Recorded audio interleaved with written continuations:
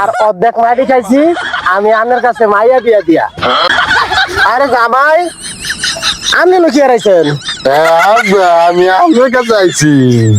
আরে জামাই আপনি লুকিয়ে রাখছেন হলো হাই দিয়ে যাবো।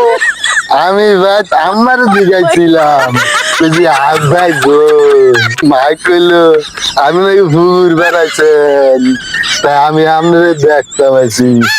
আব্বা পুকুর দিটা আমনে গো এত বড় পুকুর। এটা আমাকে পুকুর। এত বড় পুকুর কেমনে কাটছেন? এত মাটি কি করছেন?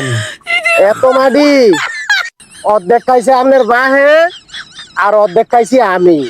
তুই কেমনে খাইলেন আপনারা দুইজনে এত মাটি?